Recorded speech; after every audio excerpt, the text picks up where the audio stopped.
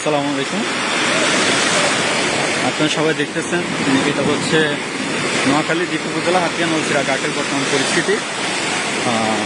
পরিস্থিতি খুবই ভয়াবহ। নলছিরা ঘাটে প্রায় নদীর সংলগ্ন যে সকল দোকানপাট ছিল, একটা দোকানপাটেরও হচ্ছে কি কোনো মালামাল নাই। সব মালামাল প্রায় হচ্ছে নদীর স্রোত, অতিরিক্ত স্রোতের কারণে দেশে চলে গেছে এবং হচ্ছে দোকানের কোনো মালামাল, আলমারি, অনেকেরই হচ্ছে কিছু নাই। নোয়াখালী হচ্ছে যে উপজেলা হাতিয়া নলছিরা ঘাটের ম্যাক্সিমাম দোকান ব্যবসায়ীরা খুবই নিঃস্ব হয়ে গেছে।